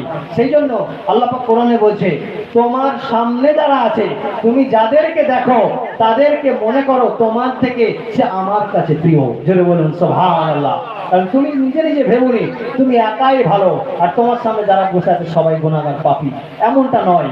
কারণ তুমি যাকে দেখে ঠাট্টা করছো, তুমি যাকে দেখে রহস্য করছো, সে হতে পারে তোমার থেকে আমার কাছে প্রিয়, জোরে বলুন সুবহানাল্লাহ। তাহলে এর দ্বারা আল্লাহ কি বোঝালেন? যে আমি অন্তর দেখি, আমি কারোর বাহ্যিকটা দেখি না, কারণ আমি অন্তর্যামী। আল্লাহ বলছে আমি অন্তর্যামী, তোমরা যে যা গুনাহ করেছো দুনিয়ার মানুষ দেখছে বান্দা গুনাহ করেছে, কিন্তু ওই জন্য বলা হয় যতই খারাপ হোক না কেন তার জানাজায় অংশ করা, কারণ সে হয়তো ভেতরে ভেতরে ক্ষমা চেয়ে আল্লাহর কাছে ভালো প্রিয় হয়ে গেছে। কারণ হাদিস পাকের মধ্যে এসেছে আল্লাহ রাসূল বলছে একজন মানুষকে যদি বলা হয় যে পাহাড়টা সরে অমুক জায়গায় চলে গেছে, উড়ে, পাহাড়টা উড়ে অমুক জায়গায় চলে গেছে সরে, সে বিশ্বাস করবে। কিন্তু একজন গুনাহগার যদি সে পরিবর্তন হয়ে যায়, ভালো হয়ে যায়, যদি কাউকে বলা যায় অমুক লোকটা খারাপ ছিল সে ভালো হয়ে গেছে, কেউ বিশ্বাস করবে না। কিন্তু যদি বলা যায় পাহাড়টা ছড়ে অমুক জায়গায় চলে গেছে, বিশ্বাস হবে। কিন্তু অমুক ব্যক্তি পাপী ছিল সে এবার ভালো হয়ে গেছে, এ কথা কেউ বিশ্বাস করবে না। কিন্তু আল্লাহ বলছে কেউ বিশ্বাস করুক চাই নাই করুক, ও তো অন্তরে অন্তরে ক্ষমা চেয়েছে। ওই জন্য বলা হয় যে দিল কো দেখো चेहरे को ना देखो, दिल को देखो चेहरे को ना देखो, चेहरे को लाखों से लूटा, दिल सच्चा और चेहरा झूठा। जरूर बोलो सुभान अल्लाह। কারণ অন্তর দেখো, সে রোগা না পট্টা, কালো না কানা, লোলা না বুবা, এসব দেখার দরকার নেই। তার অন্তরটা কি দেখো, যদি তার অন্তরটা পরিষ্কার হয়, হিংসা মুক্ত হয়, অহংকার মুক্ত হয়, তাকাব্বুর মুক্ত হয়, আল্লাহর যদি ভয় থাকে, তাহলে আল্লাহর রাসূল বলছে এই রকম অন্তরওয়ালা, এই রকম ফ্রেশ পরিষ্কারওয়ালা আল্লাহ যারা প্রিয় হয়ে যায়, আল্লাহ যারা বন্ধু হয়ে যায়, আর যতজন আল্লাহওয়ালা হয়েছে, বেশিরভাগ, সবাই নয়, বেশিরভাগ যারাই আল্লাহর প্রিয় হয়েছে সবাই এক একজন বড় বড় গুনাহগার ছিল, এক একজন বড় বড় গুনাহগার ছিল। গুনাহ থেকে আল্লাহকে কেঁদে, আল্লাহর কাছে তওবা করে রাজি হয়ে আল্লাহকে রাজি করিয়ে প্রিয় হয়েছে। যেমন বলুন সুবহানাল্লাহ। যেমন বিষাদ হাফি একজন বিশ্ববিখ্যাত শরাব পানকারী, মদ পানকারী, বিষাদ হাফি, মদকে ডলে ডলে, আপনারা সবাই জানেন, রাস্তা দিয়ে যেতে দেখছে যে একটা আরবি শব্দ, কোনো কোনো রেওয়ায়েতে আল্লাহর নাম, কোনো কোনো রেওয়ায়েতে বিসমিল্লাহ, তাহলে এটা আরবি শব্দ এক টুকরো কাগজ পড়ে আছে। বিষাদ হাফি মদ খাওয়া অবস্থায় টলতে দেখছে যে একটা আরবি অক্ষর লেখা পড়ে আছে, তুলে নিয়ে চুমুকে ঘরে নিয়ে যে আতর মাখিয়ে ভালো করে রেখে ধুয়ে মুছে একটা ভালো কাপড় দিয়ে বেঁধে তুলে রেখেছে। ওই রাতে ঘুমিয়ে আছে, ইলহাম হচ্ছে, আওয়াজ হচ্ছে যে বিষাদ, তুমি এই আরবি লেখা অক্ষরটাকে এত পছন্দ করেছিস, এত ভালোবেসে ফেলেছিস যে চুমুকে সম্মান করে তুলে রেখেছিস, আমি আল্লাহ তোর নামটাকে তামাম কায়নাতে ছড়িয়ে দিলাম। জোরে বলুন সুবহানাল্লাহ। তারপর দিন থেকে বিষাদ হাফি যখন রাস্তা দিয়ে যায়, যারা সঙ্গী সাথীরা একসঙ্গে বসে মদ খেত, তারা বলছে কি বিষাদ, আমাদের সাথে মদ খাও, আমাদের সাথে এসো এবার। বলে না, আমি আর যাবো না। কেন? আমি ভালো হয়ে গেছি, আল্লাহ আমাকে তওবা করে দিয়ে, আমাকে ক্ষমা করে দিয়েছে, মাফ করে দিয়েছে। সেই দিন থেকে বিষাদ হাফি যখনই রাস্তা দিয়ে যেতেন, খালি পায়ে, নামাজ পড়তে গেলেও খালি পায়ে, নামাজ পড়লেও খালি মাথায়, খালি পায়ে খালি মাথায়, ইবাদত করুক, মসজিদে যাক, রাস্তায় যাক, যেখানে যাক, খালি পায়ে খালি মাথায়। বিষাদ হাফিকে যখন জিজ্ঞাসা করা হতো আপনি খালি পায়ে খালি মাথায় কেন? না, যে সময় আমাকে আল্লাহ ক্ষমা করেছিল, যে সময় আমার তওবা কবুল করেছিল, খালি পায়ে শুয়েছিলাম, খালি মাথায় ছিলাম, সেই জন্য আমি সবসময় খালি পায়ে খালি মাথায়। জোরে বলুন সুবহানাল্লাহ। বিষাদ হাফি যে রাস্তা দিয়ে চলে যেত, ওই রাস্তা দিয়ে কোনো কুকুর কোনো নাপাক করতো না, রাস্তায় পায়খানা পেশাব করতো না, কারণ জানে যে এই রাস্তা দিয়ে বিষাদ হাফি যাবে। জোরে বলুন সুবহানাল্লাহ। কারণ আমরা যদি পায়খানা করে রাস্তা নাপাক করে দিই, তাহলে তার পায়েতে নোংরা লেগে যাবে। জোরে বলুন সুবহানাল্লাহ। তাহলে যতজন, বেশিরভাগ যারা আল্লাহর প্রিয় হয়েছে তারা গুনাহগার ছিল, আল্লাহকে কেঁদে কেঁদে ভালো হয়ে প্রিয় হয়েছে গোপনে গোপনে, মানুষকে জানিয়ে নয়, কারণ আল্লাহ তো অন্তর জানে। অতএব সেই জন্য যে যতই গুনাহগার হোক না কেন, যদি তার মওতের খবর পান, যাবেন তার কবরে, জানাজার নামাজ পড়বেন, মাটি দেবেন, তাহলে যদি সে ভেতরে আল্লাহর কাছে ক্ষমা চেয়ে নেয়, তাহলে আল্লাহ তার ওসিলায় আপনাকেও ক্ষমা করবে জানাজার ময়দানে। জোরে বলুন সুবহানাল্লাহ। তাহলে আল্লাহ পাক চান না যে আমার বান্দা বান্দীরা তারা জাহান্নামী হয়ে যাক। আল্লাহ পাক প্রত্যেকটা দিক থেকে সুযোগ করে দিয়েছেন আমাদেরকে। সেই জন্য আজকে যে মাহফিলটা করা হয়েছে, যে ঈদের পরে, ঈদে যে যা, রোজাতে যে যা আমরা নেকি অর্জন করেছি, আপনার আমার নেকিটা যেন আমাদের কাছেই রয়ে যায়। অতএব এবার ঈদের পর থেকে নিয়ে শয়তান অশাসন যতই দিক না কেন, আপনাকে বেঁচে চলতে হবে, হারাম থেকে তওবা করে আসতে হবে, যতটুকুনি পারবেন অন্তর থেকে শরিয়াতের যতটুকুনি বিধি বিধান আছে আপনাকে মেনে একটু চলা, একটু চেষ্টা করা, আর অন্তর ভরা, মায়া ভরা, বুক ভরা নবী পাকের প্রেম, আহলে বায়তের প্রেম, হযরত ইমাম হাসান হুসাইন, আম্মা ফাতেমা, হযরত সিরাজ খোদা মাওলা আলী রাদিয়াল্লাহু তাআলা আলাইহি আজমাইন, তাদের মহব্বত অন্তরে নিয়ে, আল্লাহ রাসূলের মহব্বত অন্তরে নিয়ে, আল্লাহর ভয় অন্তরে নিয়ে আপনাকে চলতে হবে। কারণ আল্লাহ পাক আমাদেরকে অনেক ভালোবাসে, অনেক মহব্বত করে, এত মহব্বত বেসরমার মহব্বত যদি আপনি আমি একটু অনুভব করি, আপনি আমি যদি একটু অনুভব করি। কারণ আল্লাহ যদি বলেন, আল্লাহ কোরআন পাকে বলছেন, আমি যদি বলতাম রহমান ফিদ দুনিয়া রহিম ফিল আখিরা, যে দুনিয়ায় যারা আমাকে গালাগালি করে, যারা আমার নামাজ পড়ে, যারা আমার দিন মানে, যারা আমাকে আল্লাহ বলে মানে, যারা আমার নবীকে মহব্বত করে, নবীকে নবী বলে মানে, আমি আল্লাহ তাদেরকেও খাওয়াই, আর যারা মানে না তাদেরকেও খাওয়াই। জোরে বলুন সুবহানাল্লাহ। যারা মানে তাদের গলায় পানিকে প্রবেশ করায়, ঢোক মারার ক্ষমতা দিয়েছি, যারা মানে না তাদেরও দিয়েছি, যারা মানে তাদেরকে নিঃশ্বাসও দিয়েছি, যারা মানে না তাদেরও নিঃশ্বাস দিয়েছি। তাহলে আজকে আমরা সবাই জানি ইসরায়েল কিভাবে 12টা বছরেরও বেশি প্যালেস্টাইনের উপরে নীল অপরাধ, শিশুগুলো, বাচ্চাগুলো, মানুষগুলো যেখানে অসংখ্য নবীরা শুয়ে আছে, সে জায়গায় বোমা ফেলে মেরে দিচ্ছে, শহীদ করে দিচ্ছে। তো আল্লাহ কি দেখতে পায়নি? আল্লাহ তো বান্দাদেরকে এত মহব্বত করে, কিছু তো একটা ব্যাপার আছে। তাহলে এই জন্যই যে আল্লাহ বলছে ওরা যে এত জুলুম করছে, তারপরে ওদেরকে আমি আল্লাহ ভোট পান করাচ্ছি কেন? এটা হচ্ছে আমার দয়া, রহমানের দয়া। যেন বলুন সুবহানাল্লাহ। এটা হচ্ছে রহমান। আল্লাহ 99টা নামে একটা তো রহমান নাম। রহমান, দুনিয়ায় কোনো মানুষের নাম ধরে যদি কেউ রহমান বলে ডাকে, গুনাহ হবে, গুনাহ হবে। কারণ রহমান আল্লাহর সিফাতি নাম। দুনিয়ায় কোনো মানুষকে রহমান বলে ডাকা যাবে না, আব্দুর রহমান বলে ডাকতে হবে। ডাকলে আল্লাহর সিফাতি নাম রাখলে তার আগে আব্দুর যুক্ত করতে হবে, রহমান বলে ডাকলেই গুনাহ হবে। তাহলে রহমান ফিদ দুনিয়া, আল্লাহ বলছে দুনিয়ায় যাদেরকে আমি আল্লাহ ভালো ও মন্দ যাদের উপরে দয়া দেখায়, এটা হচ্ছে রহমান। আর কিয়ামতের দিন রহিমের দয়া দেখায়, রহিম কিয়ামতের দিন, যেটা হচ্ছে শুধুমাত্র দুনিয়ায় যারা আমাকে ভয় করে, মহব্বত করে, আমার আদেশ ও নিষেধকে মেনে মেনে চলেছিল, আমার রসুলকে মহব্বত করেছিল, এদের প্রতি কিয়ামতের দিন দয়া দেখাবো। যদি এদের গুনাহ থাকে, এদের প্রতি কিয়ামতের দিন দয়া দেখিয়ে আমি আল্লাহ তাদেরকে বাহানা দিয়ে জাহান্নাম থেকে আল করে করে জান্নাত দেবো। যারা বলুন সুবহানাল্লাহ। ওটা হচ্ছে রহিম ফিল আখিরাহ, আখিরাতের দিন ওই রহিমের দয়া দেখানো হবে, ওই রহিম নামের দয়া দেখানো হবে। তাহলে রহমান আর রহিম এই যে দুটো নাম, এই দুটো নামের মানে হলো দয়ালু। এই দুটো নামেতে যত দয়া আছে সব দয়াকে এক জায়গায় করে রহমাতুল্লিল আলামিন নবীর ভেতরে দিয়েছেন। জোরে বলুন সুবহানাল্লাহ। তাহলে কত দয়ার নবী, বুঝতে পারছেন? আল্লাহ যত দয়াওয়ালা, নবী তত দয়াওয়ালা। জোরে বলুন সুবহানাল্লাহ। আল্লাহর অন্তরে যত দয়া, নবী পাকের অন্তরে ততই দয়া। জোরে বলুন সুবহানাল্লাহ। যদি কেউ বলে ঈমান চলে যাবে, শিরক হয়ে যাবে, কেন? কিসের জন্য শিরক হবে? কারণ আল্লাহই তো নবীকে কি করেছে? সৃষ্টি করেছে। আল্লাহই তো নবীকে সব পাওয়ার দিয়েছে।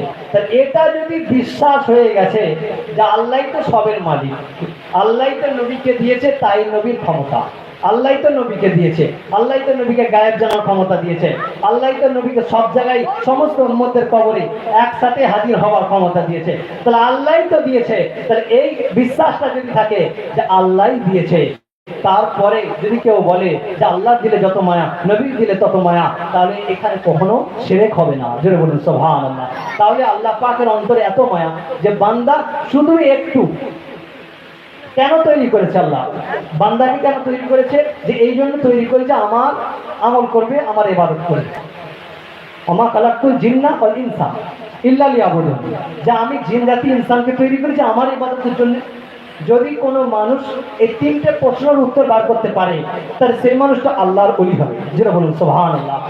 আমি কোথায় ছিলাম, মানে আমরা কোথায় ছিলাম, আর আল্লাহ কেন পাঠিয়েছে, আর আমরা কোথায় যাব? যেটা বলুন সুবহানাল্লাহ। এই তিনটের ভাবনা উত্তর বার করা তো দূরের কথা, ও যদি ভাবতে থাকে, ও যদি ভাবতে লাগে, ও ভাবতে ভাবতেই আল্লাহর ওলি হয়ে যাবে। যেটা বলুন সুবহানাল্লাহ। কোথায় থেকে এসেছি, দুনিয়া আল্লাহ কেন পাঠিয়েছে, আর সে কোথায় যাবে? এই তিনটে প্রশ্নের উত্তর যদি সে নিজে নিজে যদি বার করার চেষ্টা করে, বার করতে করতে আল্লাহর ওলি হয়ে যাবে। যেটা বলুন সুবহানাল্লাহ। একটা হলো যে আল্লাহ যে দুনিয়ায় পাঠিয়েছে আমাদেরকে, কেন পাঠিয়েছে? এর উত্তর, কেন পাঠিয়েছে? এই জন্য পাঠিয়েছে যে আমি এই জন্য পাঠিয়েছি আমার ইবাদতের জন্য। ইবাদত, শরিয়ত, তরিকাত, হাকিকত, মারিফাত, কোরআন, হাদিস, ইজমা, কিয়াস, এই টোটালের ভেতরে সবকিছু আল্লাহ দিয়ে দিয়েছে। তাহলে দুনিয়ায় কেন পাঠিয়েছি বান্দাকে? ইবাদতের জন্য। কিন্তু মূল কেন? মূল ইবাদতের মাধ্যমে আমাকে রাজি করাবে। জোরে বলুন সুবহানাল্লাহ। আমাকে রাজি করাবে, ব্যাস এইটুকুনি শব্দ, আমাকে রাজি করাবে। এই জন্য বান্দা বান্দিকে দুনিয়ায় পাঠিয়েছি, আমাকে রাজি করাবে। এবার কিভাবে রাজি করাবে? কোরআন, হাদিস, ইজমা, কিয়াস, শরিয়ত, তরিকা, হাকিকত, মারিফাত, হাদিস, কোরআন, হালাল হারাম, জায়েজ না জায়েজ, এই যে ওয়াজ নসিহত ইত্যাদি সবকিছুর মাধ্যমে আপনাকে জানতে হবে, বুঝতে হবে, শিখতে হবে। তার মাধ্যম দিয়ে আল্লাহকে রাজি করাতে হবে। তাহলে মূল হলো যে আল্লাহ বলছে আমি বান্দা বান্দিকে দুনিয়ায় পাঠিয়েছি শুধুমাত্র একটা উদ্দেশ্য, সেটা হচ্ছে আমাকে রাজি করাবে। তার জন্য সময় কারণ 20 বছর, কারণ 10 বছর, কারণ 100 বছর, কারণ 60 বছর, কারণ 40 বছর। তাহলে এতটুকুনি আমাদের মাথায় ভাবা দরকার। আল্লাহ যে আমাদের দিমাগ দিয়েছে, যে আল্লাহ এত দয়ালু, এত ভালোবাসে, এত গোনা করছি। আল্লাহ বলছে জমিন যে আমার বান্দাগুলো গোনা করছে, আল্লাহ বান্দাকে লক্ষ্য করে বলছে, আমি যদি বলতাম ওই জমিনকে যে তোরা এত গোনা করছিস, আমি যদি বলতাম জমিনকে পা তুলে তুলে ওরা চলছে জমিনে, তো জমিন ওর পাকে আঁকড়ে ধরে রেখে দে, এক কদম তোলার পর আর এক কদম তুলতে দিবিনি, তাহলে ওইখানে আঁকড়ে রেখে দিত জমিন তোমাদেরকে। কিন্তু আমি আল্লাহ তা করিনি, তোরা গোনাগার, আমি তা করিনি। আমি মাটিকে দু তিন ভাগে ভাগ করেছি, কোথাও শক্ত, কোথাও নরম কাদা, কোথাও ফসল ফলবে তোরা খাবি, কোথাও আবার শক্ত ঘষে যাতে না যায় তোরা সেখানে বসবাস করবি। যেটা বলুন সুবহানাল্লাহ। তাহলে তোদেরকে তো সব এত দয়া দিয়েছি, তাহলে আল্লাহ সীমা বেঁধে দিয়েছে। কারণ 40 বছর ধরে আমাকে রাজি করাতেই হবে। 60 বছর দিয়েছি হায়াত, 60 বছরের মধ্যে আমাকে রাজি করাতেই হবে। 100 বছর হায়াত দিলাম, ওর ভেতরেই রাজি করাতে হবে। কিন্তু আল্লাহ বলছে আমি রাজি হব, 1 সেকেন্ডের জন্য হলেও রাজি হব। যেটা বলুন সুবহানাল্লাহ। কিন্তু আমাকে রাজি করাতে হবে যে সারাদিন ধরে এমন নয়। একবার আল্লাহ বললে যা, 1000 বার আল্লাহ বললেও তা। একবার সিজদা দিলে যা, 1000 বার সিজদা দিলেও তা। তার মানে কি?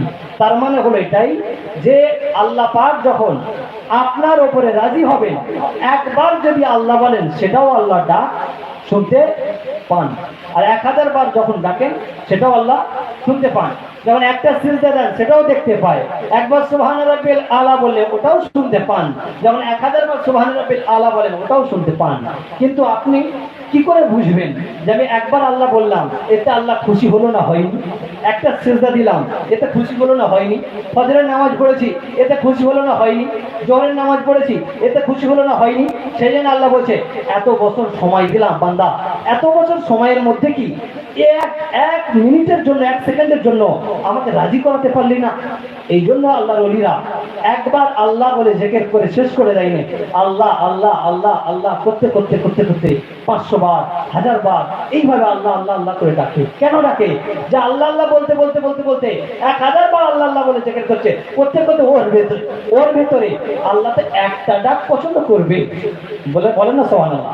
একটাও পছন্দ করবে না। একদিনে 1000 বার ডাকলো, 1000 বারই আল্লাহ পছন্দ করলো নি। পরের দিন 1000 ডাকলো, পছন্দ করলো নি। তারপরের দিন ডাকলো, পছন্দ করলো নি। 20 বছর ডাকলো, পছন্দ হয়নি। 30 বছর ডাকলো, পছন্দ হয়নি। 60 বছর ডাকছে, পছন্দ হয়নি।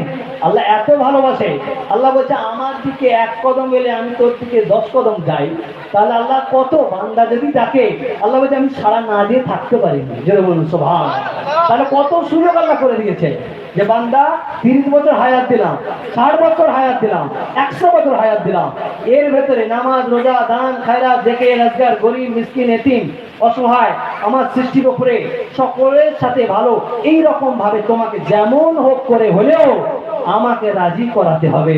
সেটা একবার সুবহানাল্লাহ বললেও আমি রাজি হতে পারি, একবার আল্লাহ বলে ডাকলেও রাজি হতে পারি, একটা সিজদাতেও হতে পারি, 1000 বার আল্লাহ তো হতে পারি, 1 টাকা দানেতেও হতে পারি, 1 লক্ষ টাকা দানেতেও রাজি হতে পারি। কখন হব আমি জানি না, তবে এমন তোমাকে এই যে হায়াত বেঁধে দিয়েছি, এই হায়াতের ভেতরেই কিন্তু আমি রাজি হব। তোমাকে কিন্তু টার্গেট করতে হবে আল্লাহকে কি করে রাজি করানো যায়, আল্লাহকে কি করে রাজি করানো যায়। ওই যে বিষাধাপীর কথা বললাম, সারাটা জীবন মদ খেয়ে আসে মাতাল হয়ে, রাস্তায় 1 টুকরো আরবি লেখাকে চুমু খেতেই ওতেই আল্লাহ রাজি। জোরে বলুন সুবহানাল্লাহ। তাহলে কি, তাহলে আল্লাহকে রাজি করাটা কোনো ব্যাপার নয়। আল্লাহ যে কোনো রাজি হবে, একটা আমলে রাজি হবে, একটা ভালো কাজে রাজি হবে, আর বাদ বাকি ভালো কাজটা আমল নামা দিয়ে ভরিয়ে দেবে। জোরে বলুন সুবহানাল্লাহ। আল্লাহকে রাজি করানোর জন্য 30 বছর ধরে নামাজ পড়তে হবে না, 60 বছর ধরে নামাজ পড়তে হবে না, 60 বছর ধরে আল্লাহকে জিকির করে ডাকতে হবে না। ওটা আল্লাহর হুকুম মানছি আমরা, জানি না কখন আল্লাহ রাজি হবে, সেই জন্য আমরা ধারাবাহিকভাবে আল্লাহকে রাজি করানোর জন্য আমরা লেগে থাকি, বা আল্লাহর আদেশ এগুলো আমাদেরকে পালন আমাদেরকে করতে হয়। সেই জন্য রব্বুল আলামিন আমাদেরকে অনেক পছন্দ করেন, অনেক ভালোবাসেন, অনেক পিয়ারা করেছেন। 1,24,000 মতান্তরে 2,24,000, আর তো কোনো কথাই নাই। আখেরি নবী আবার উম্মত করেছে, তাহলে কত সুযোগ দিয়েছে, এত সুযোগ দিয়েছে। যত নবীদের উম্মত মুনাফিক কাফের যাদেরকে জাহান্নামের শাস্তি, উম্মতের মুহাম্মাদি যারা তাদের জাহান্নামের শাস্তিটা হালকা হবে। যেটা বলুন সুবহানাল্লাহ। যদি ঈমান থাকে, ঈমানের সাথে জাহান্নামে দেওয়া হবে ঠিকই, আযাব কিন্তু হালকা করা হবে। আর যদি ঈমান না থাকে তার জাহান্নাম চলতেই থাকে। তাহলে এটা উম্মতে মুহাম্মাদির জন্য। কে বেঈমান মানে না মানে সেটা তো আমাদের দেখার দরকার নেই। উম্মতে মুহাম্মাদির জন্য, আমাদের রাসূলের জন্য আল্লাহ এত ভালোবাসে, এত নিয়ামত আল্লাহ আমাদের নসিব করেছে, তাহলে আপনাকে আমাকে করে দিয়ে আর একটা মাইনের, আবার দুটো মাইনের, তাহলে এই যে মাইনের হচ্ছে ইন্তেকাল হচ্ছে আল্লাহর হুকুম। তাহলে আমি যদি গুনাহগার হই, আমি যদি পাপী হই, আমাদের মত তো 3 প্রকার হয়।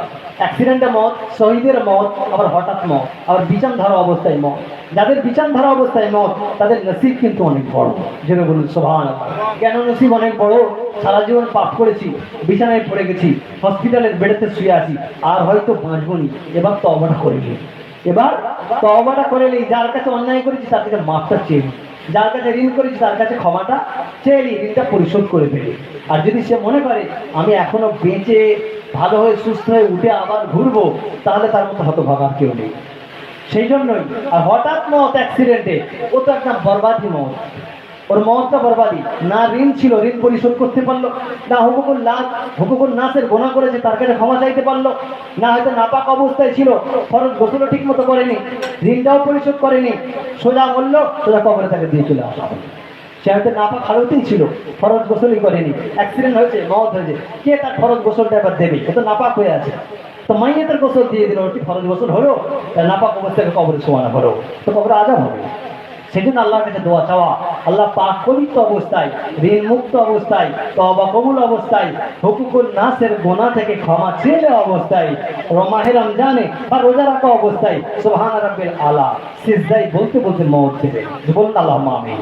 তাহলে এই জন্যই আমাদেরকে আল্লাহর কাছে এইভাবে দোয়া চাওয়া। শুধু তাই নয়, আল্লাহর রসুল বলছে, আল্লাহ পাক নিজে বলছে, আমাকে যে ভালোবাসে, আমাকে যে ভালোবাসতে চাই, তারা যেন আমার রসুলকে ভালোবাসে, আমার রসুলকে ভালোবাসলে আমাকে ভালোবাসা হবে এবং তাদেরকে ক্ষমা করে দেবো। আল্লাহ কোরআন শরীফে বলছে, ও নবী, আপনাকে এত ভালোবাসি, আমার সাথে আপনার সিলসিলা, আল্লাহর সাথে নবীর সিলসিলা, সিলসিলা মানে চেন। তাহলে আমার সাথে আপনার, আমি তাওহীদ, আপনি নবী রিসালাত। তাহলে তৌহিদ হলো তালা, রিসালাত হলো নবী পাক, রিসালাত হলো চাবি। তাহলে তৌহিদ খুলছে রিসালাত দিয়ে। তাহলে আল্লাহ বলছে আপনার সাথে আমার সিলসিলা, তাহলে আপনার সাথে আমার চেন, আর আপনার সাথে আহলে বায়াতের চেন। জোরে বলুন সুবহানাল্লাহ। আহলে বায়াত কারা? হযরত মাওলা আলী রাদিয়াল্লাহু তাআলা আনহু, আমাদের হযরত মা ফাতেমা রাদিয়াল্লাহু তাআলা আনহা, হযরত ইমাম হাসান হুসাইন রাদিয়াল্লাহু তাআলা আনহুমা, এনাদেরকে বলা হয় আহলে বায়াত। আপনার সাথে আহলে বায়াতের চেন। এবার আহলে বায়াতের সাথে চেন এবার নেমে এসেছে ধাঁ ধাঁ করে, সিলসিলা এবার নেমে এসেছে। একটা সিলসিলা আস্তে আস্তে নামতে নামতে দাদা হুজুর কেবলার কাছে এসে ঠেকেছে। জোরে বলুন সুবহানাল্লাহ। তাহলে এই যে সিলসিলা, এইভাবে কোটি কোটি চেন যে আহলে বায়াতের কাছে ঠেকেছে। হযরত ওমর ফারুক, হযরত উসমান গনি, হযরত আবু বকর সিদ্দিক রাদিয়াল্লাহু তাআলা আনহুমা হুজুরদের কাছে গিয়ে চেন ঠেকেছে। সেই চেনটা আল্লাহ রাসূলের কাছে ঠেকেছে। আল্লাহর সাথে আল্লাহর সঙ্গে, রাসূলের সাথে আল্লাহর সঙ্গে চেন ঠেকেছে। জোরে বলুন সুবহানাল্লাহ। তাহলে আল্লাহ পাক বলছে যে আপনাকে আমি ভালোবাসি, যারা আমাকে ভালোবাসতে চায় তারা যেন আপনাকে ভালোবাসে। নবী বলছে আমাকে যদি কেউ ভালোবাসতে চায় তারা যেন আমার আহলে বায়াতকে ভালোবাসে। আমার আহলে বায়াতকে যারা ভালোবাসবে, আহলে বায়াতের সাথে যাদের চেন আছে তাদের সাথে সম্পর্ক জড়িয়ে যেন ভালোবাসে, তাহলে আমাকেই ভালোবাসা হবে। আল্লাহ কোরআনে পরিষ্কার বলছে, ও নবী, আপনার উম্মতরা যতই গুনাহ করুক না কেন, আমার কাছে ক্ষমা চাইতে হবে না, আপনার কাছে গিয়ে ক্ষমা চা, আপনার কাছে গিয়ে ক্ষমা চাইতে হবে ওদেরকে। আপনার কাছে গিয়ে ওরা সালাম দেবে, আগে সালাম দিয়ে আপনার কাছে মাপ চাইবে।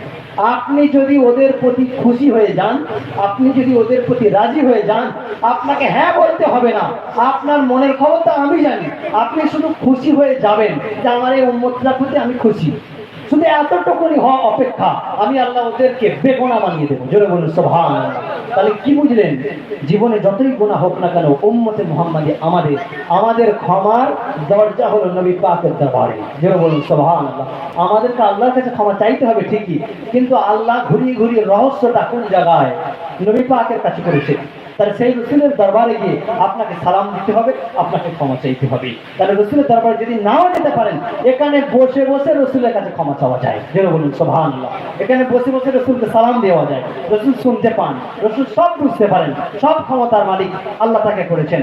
বা উম্মতের কি হাল চলছে, উম্মত গুনাহ করছে না নেকি করছে, ভালো অবস্থায় আছে না খারাপ অবস্থায় আছে, সবকিছু রসুলকে দেখানো হয়। আল্লাহ রসুলকে আমাদের জন্য এমনি কাঁদছে, আল্লাহ রসুল আমাদের জন্য এমনি কাঁদছে। কিন্তু আল্লাহ পাক কোরআন শরীফে অপর জায়গায় আবার বলেছেন যে নবী, যারা আপনাকে কষ্ট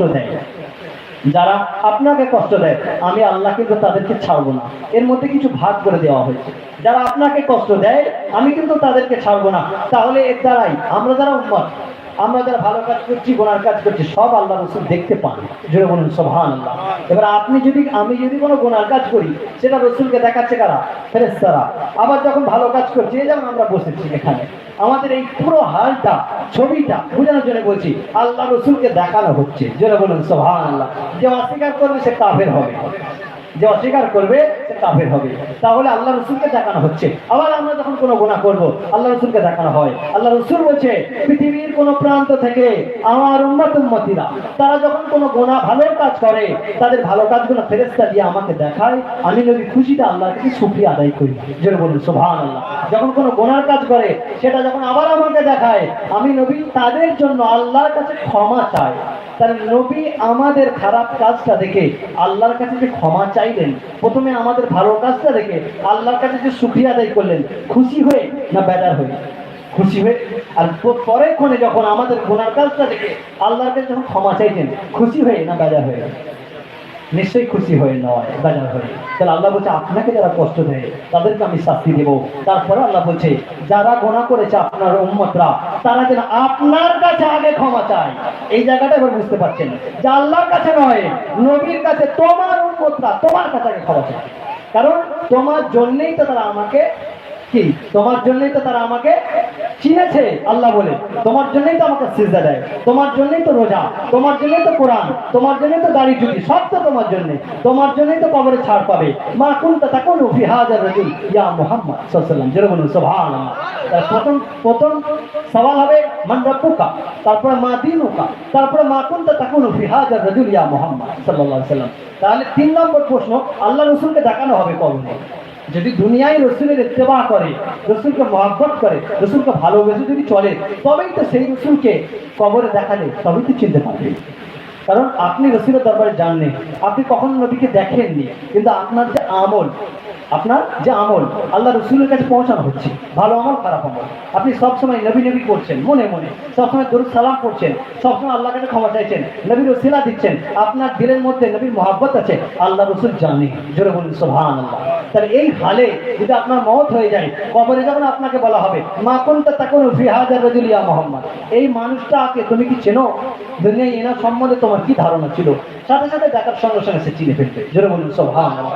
তাহলে এই জন্যই যে আমাদেরকে নবী পাক সাল্লাল্লাহু আলাইহি ওয়াসাল্লামকে ভালোবাসা অতি সহজ আল্লাহ করে দিয়েছেন, আর আল্লাহকে রাজি করানো অতি সহজ করে দিয়েছেন। নবীর কাছে ক্ষমা চাইলেই, নবী তো উম্মতের কি কান্ডারি, তাহলে সেই নবী উম্মতের নাজাতের জন্য সব সময় আল্লাহর কাছে, উম্মতের নাজাতের জন্য। তাহলে যদি নবীর কাছে ক্ষমা চাওয়া যায় তাহলে রসুল ক্ষমা করবেন না? এটা হয়। তাহলে রসুলের কাছে ক্ষমা চাইতে হবে, আল্লাহর কাছে ক্ষমা চেয়ে রসুলের কাছে ক্ষমা চাইতে হবে, আপনাকে তওবা করে এবার ভালো হয়ে আসতে হবে। কারণ আমার গ্রাম, আমার পাড়া, আমরা সবাই এখানে যারা সবাই তো আমার আত্মীয় স্বজন। তাহলে আজকে দুনিয়ায় যে হালে বসে আছি আমরা, কিয়ামতের দিনও ঠিক এইরকম দৃশ্য হবে, একে অপরে সবাই সবাইকে দেখতে পাবো, কিন্তু সেদিন সুযোগ হবে না একটু নাকি আমাকে দাও না, এটা বলার মতো সুযোগ সেই দিন হবে না। হোক সে দুনিয়ায় মা বাপ, ভাই বোন, স্ত্রী সন্তান, আপনজন, পাড়া প্রতিবেশী, আত্মীয় স্বজন। কিন্তু আজকে যদি কেউ বিপদে পড়ে এক্ষুনি সবাই মিলে গিয়ে আপনার পাশে সাহারা হয়ে ছুটবে, কিন্তু কিয়ামতের দিন আপনার কেউ আপন হয়ে সাহারা হবে না। একমাত্র হবে যাদেরকে আল্লাহ ক্ষমতা দিয়েছেন নাজাত পাওয়ার জন্য, সুপারিশ করানোর জন্য, আল্লাহর ওলিরা, যেটা বলুন সুবহানাল্লাহ। সেই জন্য আল্লাহর ওলিদের সাথে নিসবত রাখবেন, যোগাযোগ রাখবেন, মহব্বত রাখবেন। যদি আল্লাহর ওলিদেরকে আপনি হয়তো দেখেনি, যেমন বোঝানোর জন্য বলছি, দাদা হুজুর কেবলাকে দেখিনি আমরা, মহব্বত করি, কিন্তু মহব্বতটা যদি মহব্বতের মতো হয়, কিয়ামতের দিন আল্লাহ বলবে দাদা হুজুর তোমাকে ওই লোকটা ভালোবাসতো, আজকে তোমার সাথে ওর সাথে মোলাকাত, ওর সঙ্গে মোলাকাত করো তুমি, যেটা বলুন সুবহানাল্লাহ। খাজা বাবাকে দেখিনি চোখে, খাজা বাবা করি, মহব্বত করি, এখান থেকে মহব্বত করি, কিয়ামতের দিন আল্লাহ খাজা বাবার সাথে আপনার যোগাযোগ করিয়ে দেবে, যেটা বলুন সুবহানাল্লাহ। আল্লাহ রাসূল তো এটাই বলছেন, মান তাসাব্বাহা বিকওমিন ফাহুয়া মিনহুম, দুনিয়ায় যে জাতিকে স্মরণ করবে কিয়ামতে তার সাথে তার হাসর হবে। তাহলে এইভাবে যে দুনিয়ায় আপনি কাকে মহব্বত করবেন, তার সঙ্গে ওঠা বসা করবেন, তার সাথে আত্মীয়তা করবেন, তার সাথে মেল মহব্বত করবেন, সমস্ত হিংসা, অহংকার, রাগ সবকিছু ভুলে গিয়ে আপনাকে শুধু অন্তরটা ফ্রেশ করে নিয়ে এতটুকুনি ভাবতে হবে যে আমার কেউ নয়, আজকে যদি আমি ইন্তেকাল করি কালকে জানাজা হয়ে যাবে, তা আমার আর কে রইল, আমার আর কেউ আছে? তাহলে আমার আর যাবেটা কি? শুধু এতটুকুনি যাবে, কেউ যদি নেকি পাঠায় আর আমি যদি ঈমান নিয়ে কবরে যাই, সে নেকিটা আমার যাবে। তাছাড়া আর কিছু নয়। অতএব দুনিয়াদারি আল্লাহ করতে বলেছেন। দুনিয়াদারি ছেলে মেয়ে স্ত্রী সন্তান ঘর সংসার ব্যবসা বাণিজ্য আত্মীয়তা বন্ধন সবকিছু আল্লাহ বলেছেন এইগুলো করো, কিন্তু এর ভেতর থেকে ডুবে যেয়ে নয়, আমাকে ভুলে নয়। 60-70 বছর সময় দিলাম, মওতের আগে পর্যন্ত সময় দিলাম, আমার কাছে ক্ষমা চেয়ে আমাকে রাজি করাবে, আমার কাছে ক্ষমা চেয়ে আমাকে খুশি করাবে। যারা তো দেখতে তো পাচ্ছেন বাপ দাদু পদ্দাদু আত্মীয় স্বজন পাড়া প্রতিবেশী সব একের পর এক চলে যাচ্ছে, জানাজা হচ্ছে, মাটি দিয়ে আসছি আমরা সবাই, মনে কজন রাখি? যার হচ্ছে তার হচ্ছে, সে এবার জানে।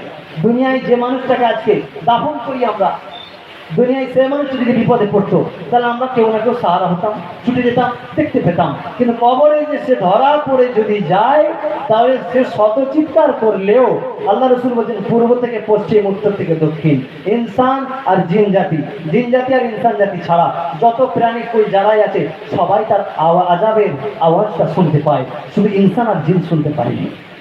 তাহলে এত ডাকবে কবরের পাশ থেকে চলে যাবেন, কে যাচ্ছিস রে, আমার ছেলে আমার কি শাস্তি দিচ্ছে, তুই একটু আমাকে বাঁচা, কিন্তু শুনতে আপনি পাবেন না। তাহলে আমরা তো আমাদের নিজেরা নিজেদেরই তো নয়, তাহলে আমরা এসেছি এই দুনিয়ায়, আল্লাহ শুধু পাঠিয়েছে এই রূহ। আপনি নিজে আপনার নিজেরই নয়, আপনি নিজে আপনার নিজেরই নয়, আপনি আপনার নিজের। তাহলে আপনার রূহ, আপনার ঘরের মধ্যে যে রূহটাকে দেওয়া হয়েছে এটা কার? এটা আল্লাহর দেওয়া। আল্লাহ যদি বলে রূহ চলে আয়, তাহলে সাথে সাথে বেরিয়ে যাবে। তাহলে আপনি কি আপনার নিজে? আপনি আপনার নিজের নয়। তাহলে আপনাকে গভীরভাবে এতটুকুই চিন্তা করা যে দুনিয়ায় এসেছি, এ যা কিছু দেখছেন এগুলো সব হচ্ছে একটা ছলচাতুরি, একটা বাহানা, একটা অভিনয়, একটা নাটক।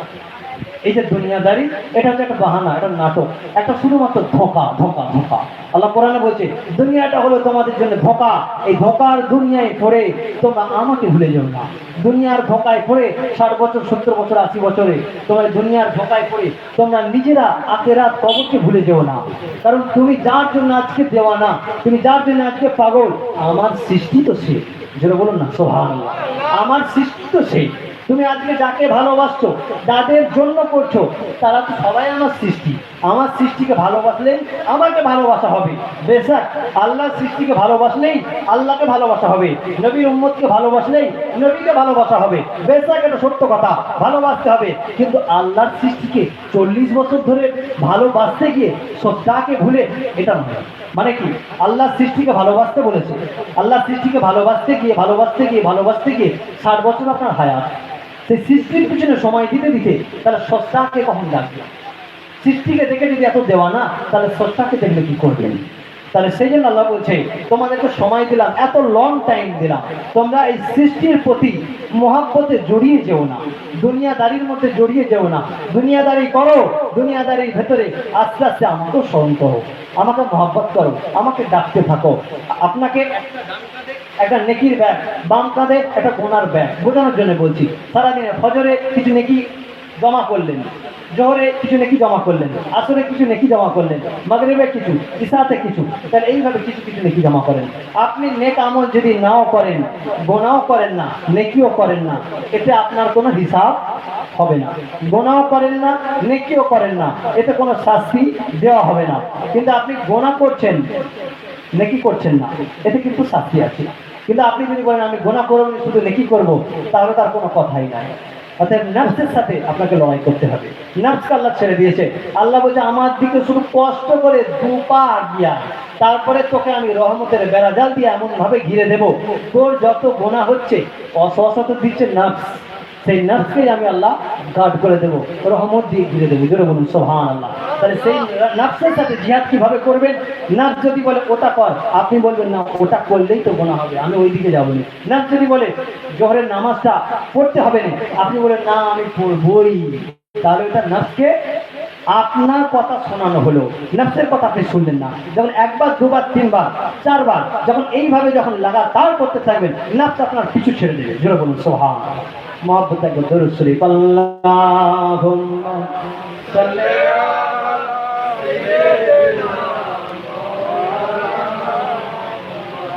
अला आलि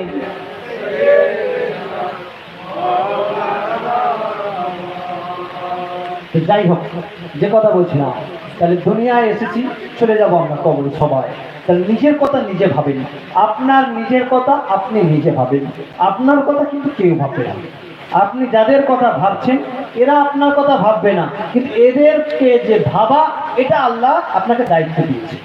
আপনার মা বাবা, স্ত্রী, সন্তান, ছেলে মেয়ে, পাড়া প্রতিবেশী, আত্মীয় স্বজন, আবাসটা, এদেরকে যে ভালোবাসা, এদের যে দায়িত্ব পালন করা, এটা আল্লাহ দায়িত্ব দিয়েছে আপনাকে, কিন্তু এরা কিন্তু আপনার কথা ভাববে না।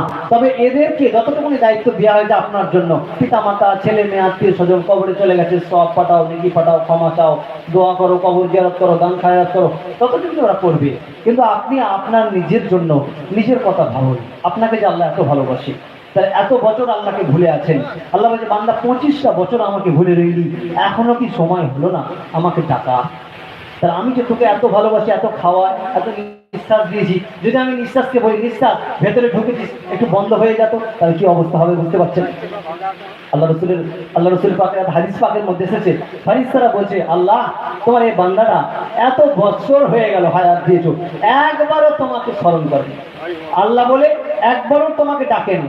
আল্লাহ বলছে, ওর শিরায় যে রক্তগুলো চলে, ও শিরাটাকে চেপে ধর, ও শিরাটাকে চেপে ধর, এক্ষুনি আমাকে ডাকে দিই। যেই শিরাটাকে চেপে ধরেছে সাথে আল্লাহ আল্লাহ ডাকে। তার মানে কি? আমরা কেমন মানুষ, যখন আমরা বিপদে পড়ি, রোগ জ্বালায় পড়ি, তখন আমরা আল্লাহকে ডাকি। আল্লাহ কোরআন শরীফে বলছে, তোমরা তো ওই রকম ধরনের, অর্থাৎ আল্লাহর সঙ্গে আমরা দ্বিধাবোধ করি না। 2 নম্বরই করতে, মানে যখন বিপদ হয় তখন আল্লাহকে ডাকি, তখন আল্লাহকে স্মরণ করি, বাদ বাকিটা আবার আমরা ভুলে যাই। এমনটা নয় যে আল্লাহ এত দয়া করে আপনাকে আমাকে, সেই আল্লাহকে মহব্বত করুন, সেই আল্লাহকে ভয় করে চলেন। কবরে চলে যেতে হবে, টাইম নাই, খুব সংক্ষিপ্ত সময়, না জেনে হায়াত কখন শেষ হয়ে যাবে, আল্লাহর কখন হুকুম হয়ে যাবে। ইমানের সাথে নবীকে মহব্বত করে আল্লাহর কাছে ক্ষমা চেয়ে, রসুলের কাছে ক্ষমা চেয়ে, এইভাবে আস্তে আস্তে আস্তে নেক আমল করে করে আগে যান। আল্লাহ যেদিন ডাক আসবে সেদিন চলে যেতে হবে, তওবা তিল্লাহ করে। হায়াত কখন না জানি কখন চলে যাবেন। মুহাব্বত একবার দরুদ শরীফ, আল্লাহুম্মা সাল্লি আলা সাইয়্যিদিনা মাওলানা মুহাম্মদ ওয়া আলা আলি